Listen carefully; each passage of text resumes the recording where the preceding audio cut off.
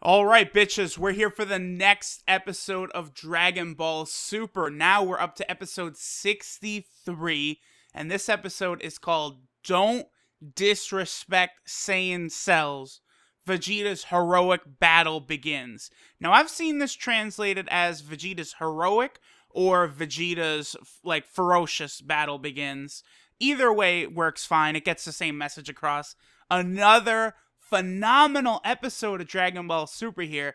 The show really has hit a high level of consistent quality now. I am very pleased with the direction of the show.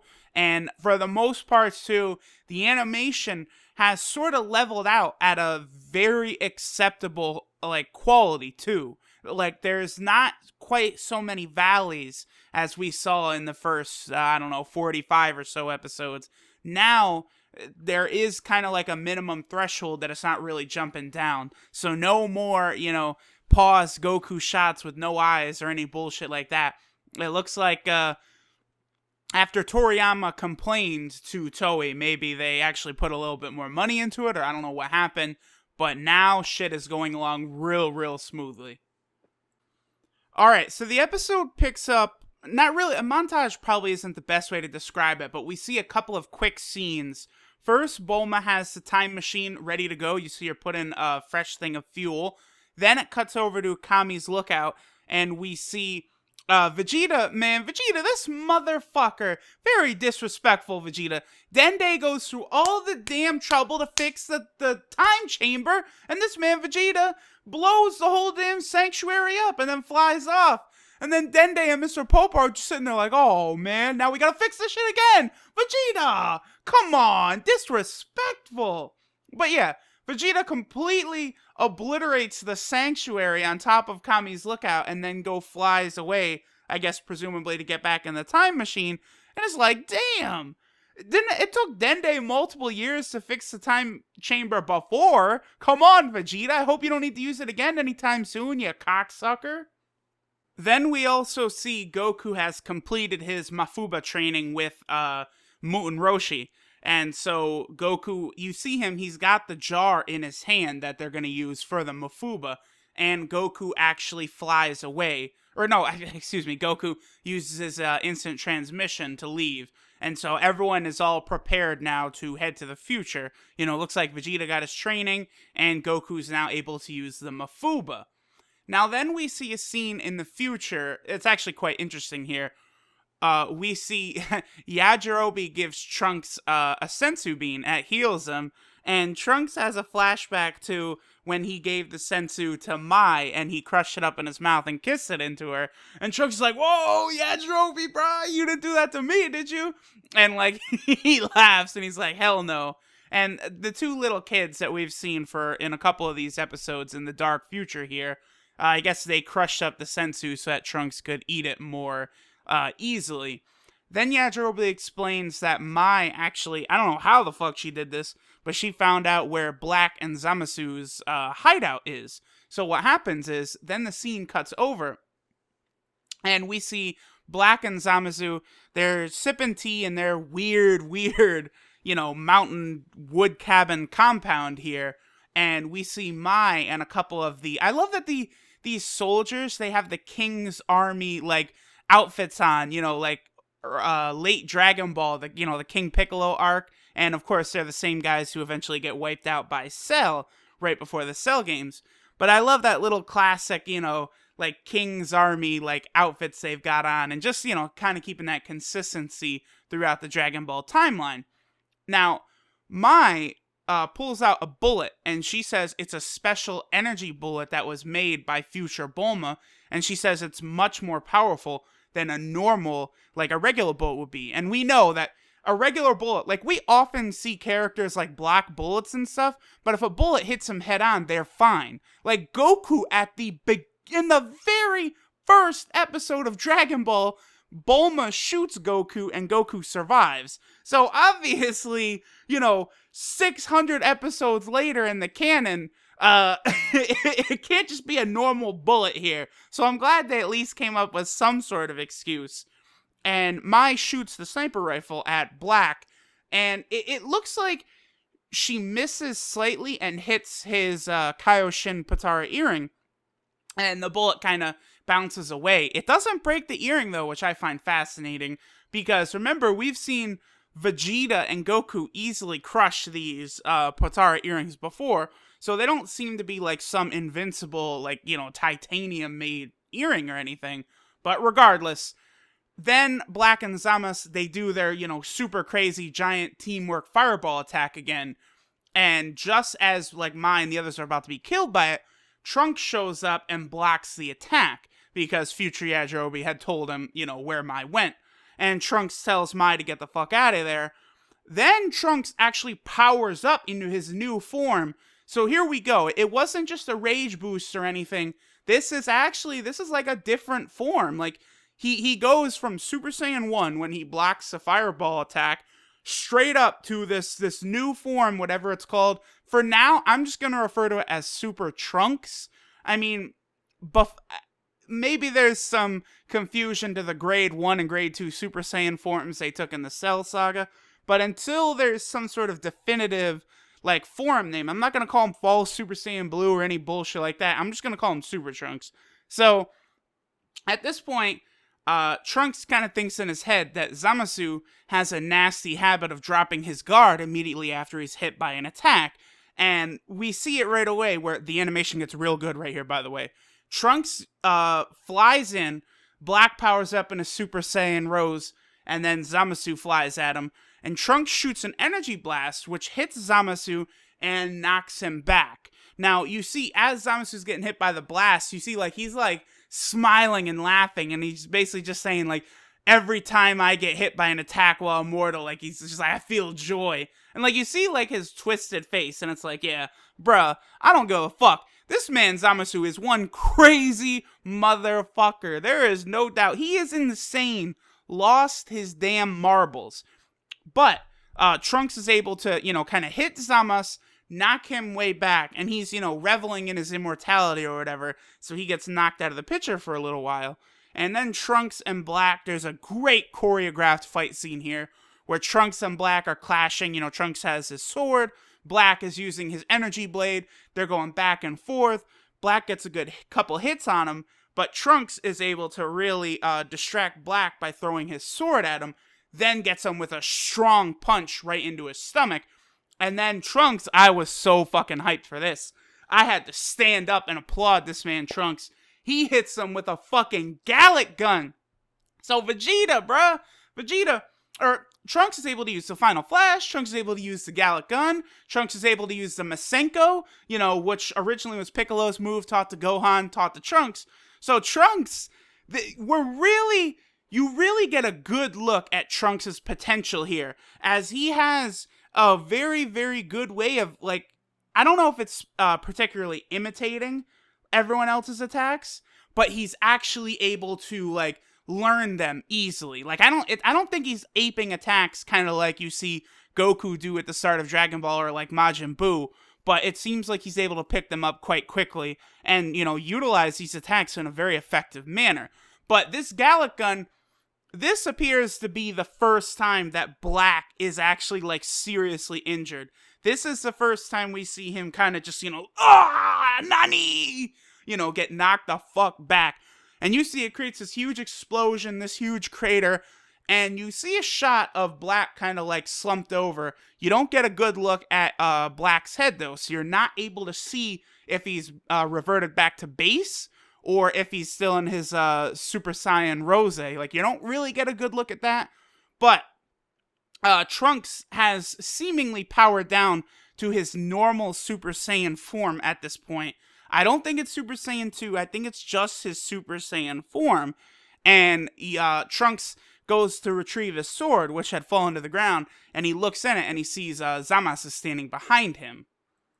So then Zamasu begins attacking Trunks, and you see Trunks is trying to formulate a plan, and he's kind of like retreating, and he thinks to himself that he's only got stamina enough for one more big attack, and he's just looking for an opening to where he can actually hit Zamasu with his big attack. So he sort of like dodges an attack by Zamasu and grabs him, And then Zamasu's like, what the fuck are you doing? And Trunks goes, even if you're immortal, there has to be some limit to your immortality. I'll blow you to pieces. And I'm like, bro, is this man Trunks about to do the final explosion too? Like, god damn, you gotta be fucking kidding me. And sure enough, it looks like Trunks creates this huge big aura. He starts to glow a little bit, and it looks like he's planning on using the final explosion. However, Black comes up from behind him and hits him with the energy blade, stabbing right through Trunks. And Trunks reverts back to his base form, and falls to the ground, defeated. Trunks, he got snuck up on there. I don't think Final Explosion would have killed Zamasu anyway, so it's probably a good thing, because Trunks likely would have died doing it, but oh well. However, at that moment, we see the time machine arrives. Goku, Vegeta, and Bulma are back in the future, ready to take Black and Zamasu down. However, this moment had me a little hot at Goku and Vegeta. So they get out. Vegeta's like, oh yeah, Trunks is not looking too good, telling Bulma. And then they see Black and Zamasu, and Vegeta's like, okay, yeah, Black and Zamasu are here. We don't have to go to them. They're already here. They land, and Black just puts his hand up and shoots the time machine and blows it up, basically, turns into fire and all this shit. And I'm like, what the fuck? Goku, Vegeta, both of you motherfuckers could have blocked that. But you guys had the speed of sound faster than that. I don't want to hear nothing. Come on. These two are clowning around still. Both of you could have I remember there's a hilarious meme where when Majin Vegeta is blowing up portions of the stadium, it's a meme where Vegeta, the top part is Vegeta blows up one, and Goku is the next one. He's, Gohan, you could have blocked that. And then the next part is, okay, so Vegeta blows up part of the stadium. I'm so hyped. This episode was so good. Vegeta blows up part of the World Tournament Stadium. That's the top part. The second part is Goku, and he says, Gohan, you could have blocked that. And then the third part is Gohan, and he says, Dad, you could have blocked that too. It's like, motherfuckers, you're so damn fast. So then this moment is really, really, really good. I swear, that Dragon Ball Super is really catching on. So Zamasu, he starts spewing his shit like usual. Yada, yada, yada. Humans are bad. They're wasting the intelligence. Us gods have to do what we have to do. Blah, blah. Zamasu spouting the same old bullshit. And, you see him talking, and it cuts over to Vegeta and Goku. They start talking, asking where the Mafuba jar is. And Goku's like, oh, I left it in the time machine. And, they're going back and forth. And it's funny because in the background, you can hear Zamasu is still talking. And then the camera kind of pans out, and Black kind of goes to him like, oh, doesn't seem like they're listening. And Zamasu, this man says, he goes, Zamasu, he goes, I'm just being self-absorbed. It doesn't matter if anyone's listening. It's like, bro, what? It's the comments of the internet right there. That's what that is. Oh, boy. That's pretty good. That's pretty good. So then at that moment, Goasu and the Kaioshin show up. The Supreme Kai from Universe 7. Our Kaioshin Supreme Kai, who was there during the Buu Saga. And Goasu begins, tearing into Zamasu, talking about how disappointed he is in him. But then Goku is like, Goasu, it's that guy. He's the one who was your pupil. And Goasu's like, oh, okay then. And he repeats talking to Black. That shit was hilarious. But Goasu and Black, they have a little bit of a back and forth, where Goasu kind of says, you could still use the Dragon Balls to resurrect all those you've killed. You can still, repent for this. And Black says that they've destroyed all of the Dragon Balls. And this is actually really interesting because I've seen so many people talking about this fact right here. Goku says, wait a minute, if all the gods are dead, then what happened to Whis? He's way more dependable than Beerus. And the Kaioshin, he says, when a god, he says that Whis is an angel. And when a god who an angel serves dies, that Angel ceases to function. So, let's take the Dragon Ball Super manga as an example here. In the manga, confirmed, Kaioshin dies in the battle with Dabura and Babidi. Okay? So at that point, because the Kaioshin died, Beerus would also die. And because Beerus dies, Whis would then cease to function. So it's a big chain reaction. And of course, we know Whis, among everyone here, has still got to be the strongest character. So, like, so many people were like, I don't understand. Beerus is dead. Why wouldn't Whis just go handle this? And, you know, it was kind of like a thing, like, yeah, I do wonder why, even though I don't think it's that big of a deal. But here, you know, we finally figure out. This is why so many people who are railing on about plot holes and bullshit and stuff, let's let the saga finish. Then we can really dissect plot holes and shenanigans like that. But for now, we do need to let the saga finish because there's tons of new info being revealed constantly. This little thing about Whis being an angel, that wasn't even mentioned in the fucking manga yet. Black then remarks, oh, I can't believe I'm gonna get to kill you a third time, Goasu. And both him and Zamasu, they shoot blasts to kill the Kaioshin and Goasu. But then, you know, the smoke clears and we see Goku and Vegeta, Super Saiyan Blues, are both standing there. And they kind of tell Goasu and the Kaioshin, like, you know, listen, y'all need to get the fuck out of here, because it's about to go down. And both of them, actually, they want to remain and watch the remnants of the fight. Goasu says, you know, he wants to see, you know, his mistake rectified. He wants to see Zamasu put down. And Goku kind of asks, like, okay, what about you, Kaioshin? It sounds like you want to leave. And he gets a funny line in where he's like, damn, you know, it sucks that you think of me that way, Goku. And it's like, oh, no, it'll be okay. We still just remember the Buu saga when you were, oh, Yakan, one of the strongest fighters in the universe. And Goku beat him just by going Super Saiyan. Like, it's like, come on, Kaioshin, man, come on. Not a good look for you. But anyway, so then it begins. Epic fucking fighting right here. So this is basically the last scene of the episode, but it's so good. Vegeta charges in on Black, and he starts fighting him, and you see it cuts to Black. Black thinks, like, holy shit, how did his power increase this much? And Vegeta starts beating the shit out of this man. He is really just giving him the business, kicking him back. They're flying through buildings and shit. And you see Zamasu thinks to himself, like, I can't believe he's being pushed back by Vegeta.